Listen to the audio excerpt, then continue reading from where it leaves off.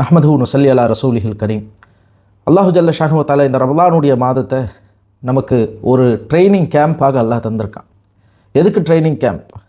மனிதனுடைய எல்லா பலவீனத்தையும் அல்லாஹ் அறிந்திருக்கிறான். நம்மளுடைய வீக்னஸ் எல்லாம் அல்லாஹ்க்கு தெரியும். ஏன்னா அவன் தான் நம்மளை படைச்சான். அப்போ மனிதனுக்கு இரண்டு வகையான விரோதிகள் இருக்காங்க. நம்ம லைஃப்பில் நமக்கு ரெண்டு எனிமி இருக்காங்க. நம்ம அவனை எனிமி இவன் எதிரின்னு நம்ம நினச்சிட்ருக்கோம். ஆனால் அல்லாஹு தாலா குரானில் ரெண்டு எதிரியை சொல்கிறான். ஒன்று ஷைத்தான், அது நமக்கு தெரியும். நம்ம வழி எடுக்கிறதுக்கு ஒன்றா நம்பராக வந்து நிற்கிறவன் ஷைத்தான். இன்னொன்று அல்லாஹு தாலா குரானில் சொல்கிற விஷயம் நஃப்ஸை பற்றி அல்லாஹ் குரானில் சொல்கிறான். இன்ன நஃப்ஸை, நிச்சயமாக நஃப்ஸு, இன்ன நஃப்ஸில் அம்மாரத்தும் பிஸ்ஸு. நஃப்ஸுடைய வேலை என்னன்னு சொன்னால் தீய விஷயங்களை ஏவிட்டே இருக்கிறது. எப்போ பார்த்தாலும் அல்லாஹ் சொன்னதுக்கு மாற்றமாக நம்மளை செய்ய தூண்டக்கூடிய ஒரு விஷயம் நஃப்ஸ். அல்லாஹ் ஹராமாக்கியதை பார்க்க சொன்னோம், அல்லாஹ் பேசக்கூடாதுன்னு சொன்னதை பேச சொல்லும், அல்லாஹ் கேட்கக்கூடாதுன்னு சொன்னதை கேட்க சொல்லும், அல்லாஹ் செய்யக்கூடாதுன்னு சொன்னதை செய்ய சொல்லும். இதான் நஃப்ஸை ஷார்ட்டாக டிஃபைன் பண்ணனா இதுதான். அல்லாஹ் ரசூல் எதெல்லாம் செய்யக்கூடாதுன்னு நமக்கு சொல்லி தந்துட்டு போனாங்களோ அதையெல்லாம் செய்யின்னு ஒவ்வொரு வினாடியாக நம்மளை மோட்டிவேட் பண்ணி, நம்மளை ட்ரிகர் பண்ணி, நம்மளை அதன் பக்கம் இழுத்து செல்வது நஃப்ஸ். அந்த டெம்டேஷன் நம்ம சொல்லுவோம். ஒரு காரியத்தை, ஒரு பாவமான காரியத்தை செய்யக்கூடிய அந்த டெம்டேஷன் இருக்கா இல்லையா, அதை உண்டு பண்ணுறது நஃப்ஸுடைய வேலை.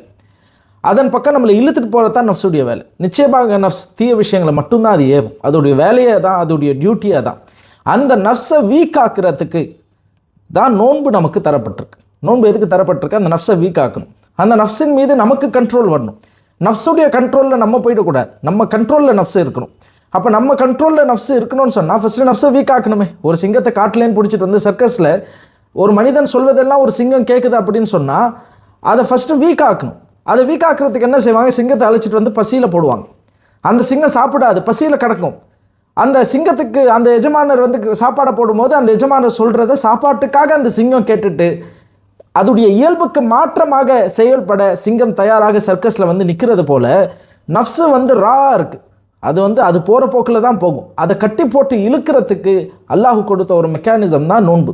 அதனால்தான் ரமலான் மட்டும் நமக்கு நோன்பு இல்லை, சுன்னத்தான நோன்புகள் நம்ம எடுத்து பார்த்தா ஏகப்பட்டது இருக்குது. வாரத்துக்கு 2 தடவை ஸல்லல்லாஹு நோன்பு வைக்க சொன்னாங்க, மாதத்துக்கு 3 தடவை ஸல்லல்லாஹு நோன்பு வைக்க சொன்னாங்க. இது சுன்னத்தான நோன்புகள். நிஸ்ஃபு ஷாபானுடைய நோன்பு இருக்குது, அரஃபாவுடைய நோன்பு இருக்குது, முஹர்ரமுடைய நோன்பு இருக்குது. இப்படி ஒரு வருஷத்துக்கு ரமலான் அல்லாத காலங்களில் இருக்கக்கூடிய நோன்பு எடுத்து பார்த்தாலே அவ்வளவு நாட்கள் இருக்குது. ஆவரேஜாக ஒரு மாதத்தில் நம்ம 10 நாளுக்கு மேலே நோன்பு வைக்கிற மாதிரி வரும். நீங்கள் எல்லாம் நம்ம கால்குலேட் பண்ணி பார்த்தா. அப்போது நோன்பு என்பது நஃப்ஸை நம்ம கண்ட்ரோலில் வச்சுருக்கிறதுக்கு அல்லாஹ் கொடுத்த ஒரு அற்புதமான மெக்கானிசம். அதன் தொடர்ந்து 30 நாட்கள் அல்லாஹ் தாலா நமக்கு கொடுத்தது. அந்த நஃப்ஸின் மீது நமக்கு ஆதிக்கம் வர வேண்டும். நம்ம சொல்கிறத நஃப்ஸு கேட்கணும். ஒரு சின்ன பையன் ஒரு உஸ்தாது கிட்ட கேட்டான், நஃப்ஸுடைய இயல்பு என்ன, நஃப்ஸை நான் விளங்கணும் அப்படின்னு கேட்டப்போ அவங்க விளக்கி சொன்னாங்க, நஃப்ஸ் என்பது 2 நரிகளுக்கு மத்தியில் இருக்கக்கூடிய போட்டி, ஒரு சண்டை என்று சொன்னார்கள். நம்ம கல்பில் 2 நரி இருக்கான். ஒன்று நல்ல நரி, எப்போவுமே நல்ல விஷயத்தை செய்ய சொல்லும். இன்னொன்று கெட்ட நரி, அது எப்போவுமே கெட்ட விஷயத்தை செய்ய சொல்லும். 2 நரியை சண்டை போட்டுகிட்டே இருக்கும். அதான இயல்பு. நம்ம இப்போ தொழுக போகலாமா, தொழுக போக வேணாமா, 2 எண்ணம் வருது. இப்போ தொழுக போகணும் அப்படின்னு சொல்கிறது நல்ல நஃப்ஸு. அந்த நஃப்ஸிலே கெட்ட நஃப்ஸ் இருக்குது, நஃப்ஸுல் அம்மாரா. அது என்ன செய்யும்? தொழுக வேணா, கொஞ்ச நேரம் ரெஸ்ட் எடுப்போன்னு சொல்லும். குரான் ஓதலாமே அப்படின்னு ஆர்வத்தை வரும்ல, ஒரு நல்ல எண்ணம் வருதுல, அது நல்ல நஃப்ஸ். இல்லை ஓத வேணாம், வேறு ஏதாவது ஃபோனை பார்க்கலாம் அப்படின்னு சொல்கிறது கெட்ட நஃப்ஸ். அப்போ நம்ம ஒரு நல்ல அமலை செய்ய போகும்போது பிளாக் பண்ணி கொண்டு போகிறதுக்கு இப்படி 2 எண்ணங்களுக்கு மத்தியில் சதா ஒரு போட்டியும் ஒரு வார், ஒரு போர் சூழ்நிலை அதுதான் சண்டை தான் நஃப்ஸுடைய இயல்பு. அப்போ அந்த சின்ன பையன் கேட்டான், சரி 2 நரிக்கும் சண்டைன்னு சொல்கிறீங்க, எந்த நரி ஜெயிக்கும் அப்படின்னு கேட்டான். அப்போ அவர் சொன்னார், எந்த நரிக்கு நீ உணவை ஊட்டுகிறாயோ, அதிகமாக எந்த நரிக்கு நீ ஃபீட் பண்ணுறியோ அந்த நரி ஸ்ட்ராங் ஆகிடும், அது இன்னொரு நரியை வீழ்த்திடும். நாங்கள் லாஜிக்கலான ஆன்சர். நம்ம நல்ல நஃப்ஸுக்கு, நல்ல எண்ணங்களுக்கு நாம் அதிக உணவை, ஆன்மீக உணவை கொடுத்தால் நல்ல எண்ணம் மேலோங்கி தீய எண்ணங்கள் வராமல் நம்முடைய கல்பு பாதுகாக்கப்படும். தீய எண்ணங்களை நம்முடைய கல்புக்கு ஃபீட் பண்ணிகிட்டே இருந்தால் அது ஸ்ட்ராங் ஆகி நல்ல நஃப்ஸை, நல்ல எண்ணங்களை ஓவர்டேக் பண்ணிவிட்டு தீய காரியங்களை செய்ய வைக்கும். ஸல்லல்லாஹு சொன்னாங்களே, இன்னமல் அமாலு பின்னியா, அமல்கள் நியத்தை கொண்டு தான். ஒரு அமல் வெளிப்படுதுன்னு சொன்னால் நியத்து முதல்ல வரணும். இப்போ நம்ம குரான் ஓதுறோம்னு சொன்னால் குரான் ஓதுறோம் என்ற எண்ணம் வந்தால் தானே குரான் ஓதுவோம். அதே போன்று தான் நல்ல அமலுக்கு எப்படி எண்ணமோ அதே மாதிரி தீய செயல் செய்வதற்கும் தீய எண்ணங்கள். அதனால தான் ஸல்லல்லாஹு அலைஹி வஸல்லம் இந்த உம்மத்தை நல்ல எண்ணத்தின் பக்கம் அழைத்து செல்வதற்கு ஸல்லல்லாஹு என்ன சொன்னாங்க, என் உம்மத்தில் ஒரு ஆள் நல்ல எண்ணம் கொண்டாலே அல்லாஹ் ஒரு நன்மையை தரான். இப்போ உட்காந்துருக்கோம், ஒரு பள்ளிவாசலுக்கு போகிறீங்க, தராவி தொழுவு போகிறீங்க, அந்த பள்ளிவாசலை பார்க்குறீங்க, இந்த பள்ளிக்கு ஒரு ஏசி வாங்கி போட்டால் நல்லா இருக்குமே, நான் ஏசிலாம் வாங்கி நீங்கள் போடல அப்படின்னு நீங்கள் நினைக்கிறீங்க. அந்த எண்ணம் இருக்கா? அல்லாஹ் அதுக்கு கூலியை தரான். யோசிச்சு பாருங்க. அந்த எண்ணத்தை நீங்கள் செயல்படுத்துகிற, அந்த பள்ளிவாசலுக்கு ஏசி வாங்கி போடணுன்ற எண்ணம் வருது, அந்த எண்ணத்தை கொண்டால் அல்லாஹ் கூலி தரான். அந்த எண்ணத்தை நாம் செயல்படுத்தினால் 10 நன்மையை தரான். அதே அதுக்கு மாற்றமாக தீய எண்ணம் வந்தால் அல்லாஹு தாலா தீமையை எழுதுறதில்லை. அல்லாஹோட ரஹ்மத், அவன் கணக்கில் ஒன்றும் எழுதாதீங்க, எண்ணம் தான் வந்துச்சே தவிர இது இயல்பு. நஃப்ஸ் அவனை தூண்டும் தீய எண்ணம் கொள்வதற்கு.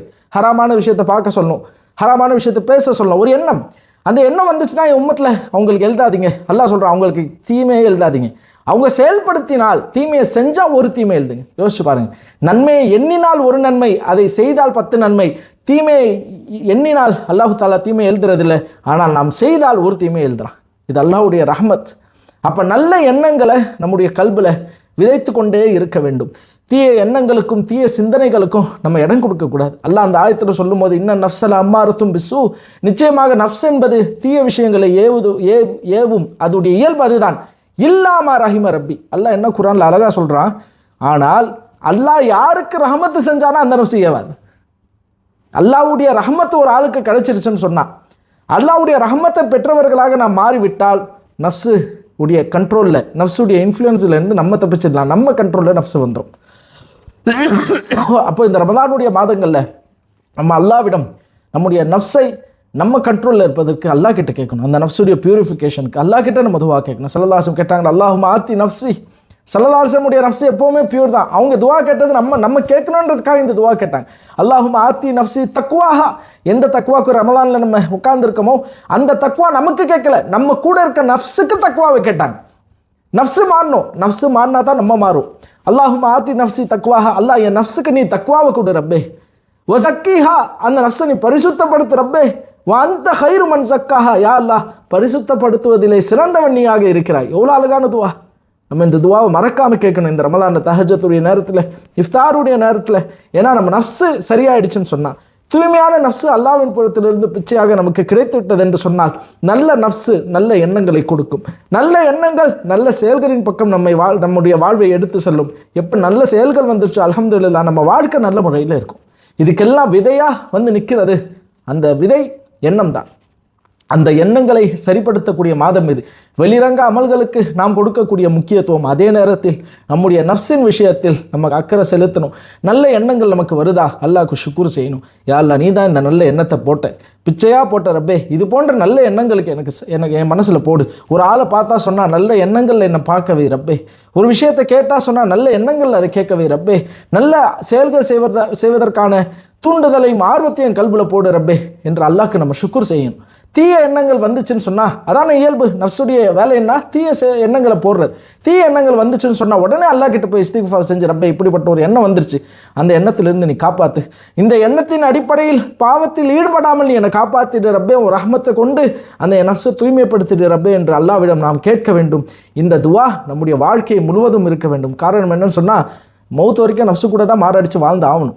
அதனால் ஒரே வழி நம்ம நஃப்ஸுக்கிட்டேன்னு தப்பிக்கிறதுக்கு, நம்ம நஃப்ஸுக்கு தக்வா வந்துடணும். நம்ம நஃப்ஸுக்கு தக்வா வந்துருச்சு, நம்ம நஃப்ஸை அல்லாஹ் தஸ்கியா செஞ்சுட்டான்னு சொன்னால் நம்முடைய நஃப்ஸு தீய விஷயங்களை ஏவாது, நல்ல விஷயங்களின் பக்கம் நம்மை அழைத்து சொல்லும். அல்லாஹு ஜல்ல சுப்ஹானஹு ஷானஹு தஆலா இந்த ரமலானுடைய மாதத்தின் பரக்கத்தை கொண்டு அல்லாஹ்விடம் நம்முடைய நஃப்ஸுக்காக துவா செய்வோம், நம்முடைய நஃப்ஸின் தக்வாவிற்காக துவா செய்வோம், அதனுடைய தஸ்கியத்திற்காக துவா செய்வோம். அல்லாஹு ஜல்ல ஷானஹு தஆலா நம் அனைவருக்கும் தூய்மையான நஃப்ஸை தந்து, நல்ல எண்ணங்களை தந்து, நல்ல செயல்களையும் அல்லாஹு ஜல்ல ஷானஹு தஆலா இந்த ரமலானுடைய மாதத்தின் பொருட்டால் நம் அனைவர்களுக்கும் தந்தருள்வானாக. வாஹிரு தவானா அல்ஹம்துலில்லாஹி ரப்பில் ஆலமீன். அஸ்ஸலாமு அலைக்கும் வரஹ்மத்துல்லாஹி வபரகாத்துஹு.